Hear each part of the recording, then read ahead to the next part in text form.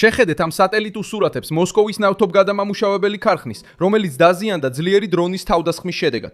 სურათებზე ჩანს საცავის აუზი, რომლის თავსახური აფეთქების შემდეგ ჰაერში აისროლა. რუსეთი გაიღვიძა და დაინახა, რომ ომი კვლავ მის ინფრასტრუქტურის გულში დაბრუნდა. ეს აჩვენებს ცვლილებას, რომელსაც კრემლი ცდილობს დამალოს მუქარით, მკაცრი რიტორიკით და პროპაგანდით.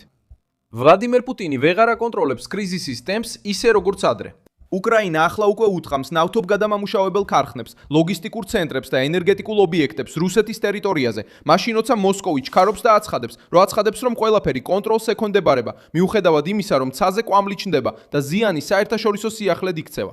მოსკოვის ნავთობგადამამუშავებელ ქარხანაზე თავდასხმა, ასევე შეტევა ტიუმენის ნავთობგადამამუშავებელს გადამამუშავებელზე სიბირეთში, აჩვენებს, რომ კიევის ზეწოლას ფრონტის ხაზიდან შორს გადააქვს. ამავე დროს ზელენსკი დიპლომატიურ დაძაბულობას აწყდება პოლონეთთან. მერცი აფერხებს უკრაინის სრულფასოვან გაწევრიანებას ევროკავშირში, ხოლო ირანი კვლავ ამძაფრებს სიტუაციას ჰორმუზის სრუტეში, რაც კიდევ უფრო ზრდის არასტაბილურობას გლობალურ არენაზე. პუტინს სურდა მოსკოვის მიერ კონტროლირებადი ომი. ახლა კი ხედავს, როგორ იწვის ნავთობგადამამუშავებლები, როგორ ბრაზდებიან მოკავშირეები, მოწინააღმდეგეები წინ მიიწევენ და პარალელური კრიზისები მთელ მსოფლიოს აწვება. კიდევ რისი დამალვა შეუძლია პუტინს? რატომ გახდა რუსეთის უკანა ხაზი სამიზნე? როგორ აპირებს მოსკოვი ამ ომის გაგრძელებას ახლა? ყველაფერს მალე მოგიყვები. თუ ასეთი პირდაპირი და მოკლე კონტენტი მოგწონს, გამოიწერე არხი, რადგან აქ ყოველდღე ასეთ ვიდეოებს ვაქვეყნებთ. კიევი ცდილობს შეამციროს მოსკოვის შესაძლებლობა დააფინანსოს, მოამარაგოს და გაახანგრძლივოს ომი. ვლადიმირ პუტინმა ფსონი დადო უკრაინის დაღლილობით გატეხვაზე, მაგრამ ახლა ხედავს, როგორ იყენებს უკრაინა ტექნოლოგიას, დაზვერვას და მოქმედების არეალს, რომ დაარტყას რუსეთის ტერიტორიის სენსიტიურ წერტილებს. მოსკოვის რეაქცია კრემლის ძველი სტილით მოვიდა. დმიტრი მედვედევი გამოჩნდა ახალი ამბების ცენტრში, აგრესიული ტონით გაკეთებული განცხადებით, სადაც თქვა, რომ კიევის მთავრობის მიმართ აღარ იარსებებს წესები, გარდა მშვიდობიანი მოსახლეობის განზრახ განადგურებისა. ეს განცხადება აჩვენებს ვერბალურ სასოწარკვეთილებას იმ ადამიანისას, ვინც ცდილობს ძლიერი გამოჩნდეს მაშინ, როცა მისი საკუთარი ზურგი იწყებს მარცხს.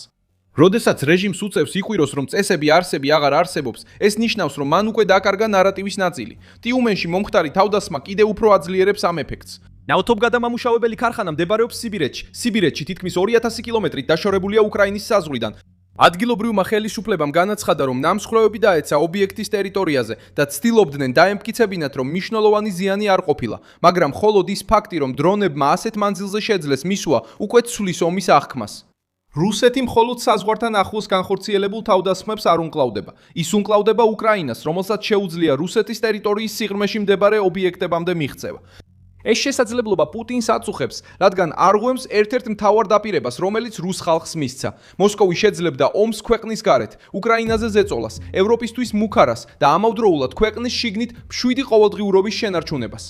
დაზიანებული ნავთობგადამამუშავებელი ქარხნები სხვა რეალობას აჩვენებს. ომის ფასი რუსეთში ბრუნდება, კვამლი რუსულ ობიექტებს ազდის, დაუცველობის განცდა რუს მუშებსაც უჩნდებათ.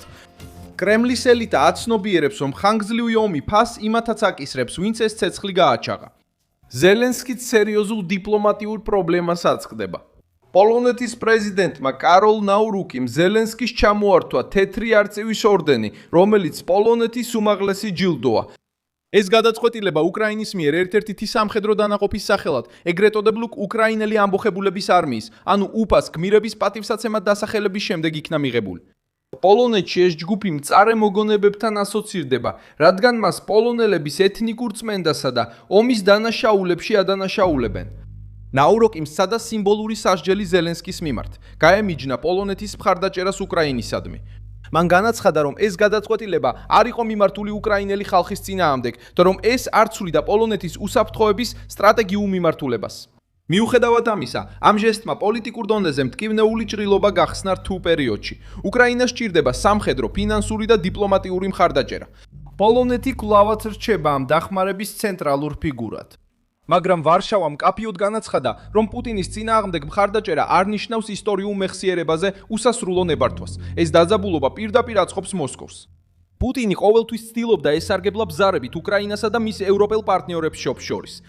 ჯილდოს ჩამორთმევა რუსული პროპაგანდისტვის საბაბი გახდა ეთქვათ, რომ კიევი კარგავს მხარდაჭერას, მაგრამ სიტუაცია ბევრად უფრო რთულია. პოლონეთმა გააკრიტიკა ზელენსკი, მაგრამ არ გაწყვიტა ურთიერთობა უკრაინასთან. გზავნილი მკაცრი იყო, თუმცა ეს მიტოვებას არ ნიშნავდა. სწორედ აქ პოულობს პუტინის ზღვარს. ფრიდრიხ მერცმა კიდევ ერთი შემაკავებელი დაადო უკრაინის ეიფორიას, როცა თქვა, რომ ომში მყოფი ქვეყანა ახლა ვერ გახდება ევროკავშირის სრულფასოვანი წევრი. მისი მხარდაჭერილი წინადადება გულისხმობს ასოცირების ერთგვარ ფორმას, სრული გაწევრიანების წინ. კიევისთვის ეს ჟღერს როგორც მცირე ჯილდო, მას შემდეგ რაც წლებია რუსულ შეჭრას ებრძვის. ბერლინისთვის ეს არის გზა, რომ უკრაინა ევროპული სტრუქტურის ფარგლებში დარჩეს, ისე რომ ბლოკში დაუყოვნებლივი იურიდიული და პოლიტიკური კრიზისი არ გამოიწვიოს. ეს სიტყვები აჩვენებს, რომ უკრაინა წინ მიდის, მაგრამ ჯერ კიდევ მძიმე კარებს ეჯახება. პუტინის მიერ დაწყებული ომი კიევს დასავლეთისკენ უბიძგებს, მაგრამ ამავე დროს ართულებს მის სრულფასოვან შესვლას დასავლურ ინსტიტუტებში. ზელენსკი სურს აჩვენოს უკრაინელ ხალხს, რომ მსხვერპლი უსაფრთხო ადგილამდე მიიყვანს მათ, ევროკავშირის შიგნით და შორს რუსეთის ჩრდილისგან. მერცი ფრთხილად პასუხობს, სთავაზობს ნაწილობრივ ინტეგრაციას და მომავალში დაპირებას. პრობლემა ისაა, რომ მომავალი დაპირება დრონს არ ჩამოაგდებს, რაკეტას არ შეაჩერებს და შორეულ ქალაქს არ აღადგენს. მიუხედავად ამისა, პუტინის გათვლა მაინც არასწორია. ინვაზიის მიზანი იყო უკრაინის ევროპიდან დაშორება, შედეგი კი საპირისპირო აღმოჩნდა. უკრაინა უფრო მეტად დაუკავშირდა დასავლეთს, მიიღო იარაღი, წვრთნა, ფული და პოლიტიკური მხარდაჭერა. სრული გაწევრიანება ევროკავშირში შესაძლოა ახლა არ მოხდეს, მაგრამ კიევის სტრატეგიული გზა უკვე მოსკოვის ორბიტას გასცდა. ვლადიმერ პუტინმა სცადა უკრაინა ძალით დაეკავებინა, მაგრამ საბოლოოდ ქვეყანა კიდევ უფრო შორს განაგდო. ჰორმუზის სრუტეში კრიზისი კიდევ ერთი ნიშანია არასტაბილური მსოფლიოსი, იმავე დღეს, როდესაც რუსეთი ცდილობს შიდა თავდასხმებთან გამკლავებას. ირანმა კვლავ გამოაცხადა მარშრუტის დახურვა, ისრაელი დაადანაშაულა ლიბანში თავდასხმებში და ცეცხლებში და ცეცხლის შეწყვეტის დარღვევებში. ეს მარშრუტი მნიშვნელოვანია, რადგან იქედან გადის მსოფლიო ნავთობის მნიშვნელოვანი ნაწილი. ეს არასტაბილურობა აწყობს რეჟიმებს, რომლებიც გეოპოლიტიკური შანტაჟით ცხოვრობენ. ირანი ჰორმუზს ზეწოლის იარაღად იყენებს. რუსეთი ენერგიას პოლიტიკურ იარაღად იყენებს. ირანიც ენერგიას პოლიტიკურ იარაღად წლებია იყენებს. პრობლემა ისაა, რომ ახლა მოსკედავს როგორ ხდება მისი ენერგიას ამიზნე. სანამ თეირანი ცდილობს საზღვაო მარშრუტის დაბლოკვას, რუსული ნავთობგადამამუშავებელი ქარხნები საჰაერო თავდასხმებს განიცდიან. სანამ პუტინი ძალაზე საუბრობს, მისი ინფრასტრუქტურა დაუცველად ჩანს. სათამაშო დაფა, რომელიც ადრე თითქოს მკაცრ რეჟიმებს აძლევდა უპირატესობას, ახლა მათ ფასს ახდევინებს. თეთრი სახლი ცდილობს ხელი შეუშალოს ირანთან შეთანხმების თეატრად გადაქცევას, სადაც თეირანი დროს იგებს, გემებს ემუქრება და თან მსხვერპლის როლში გამოდის. მოძრაობა სრუტეში აჩვენებს, როგორ epყრობიან ავტორიტარული რეჟიმები მოლაპარაკებებს. ხელს აწერენ, როცა აწყობთ, ზეწოლას ახდენენ, როცა შეუძლიათ, სხვებს ადანაშაულებენ, როცა საკუთარი მანევრების დამალვა სჭირდებათ. ვლადიმერ პუტინი ყველაფერს აკვირდება, სანამ ცდილობს აბსოლუტური ლიდერის იმიჯის შენარჩუნებას, მაგრამ ეს კვირა სხვა სურათს აჩვენებს. უკრაინა მოსკოვს უთყამს, დრონები სიბირამდე აღწევენ. პოლონეთი ვოლოდიმირ ზელენსკის ჯის, მაგრამ კიევს არტოვებს. მერსი უკრაინის სრულ გაწევრიანებას აფერხებს, თუმცა ქვეყანას ევროპულ გზაზე ტოვებს. ირანი ჰორმუზის სრუტეს არეულობას აწყობს და გლობალურ ენერგეტიკაზე მეტ დაძაბულობას ამატებს. ეს ყველაფერი მშვიდ სამყაროს არ აჩვენებს, ეს აჩვენებს სამყაროს ცეცხლში.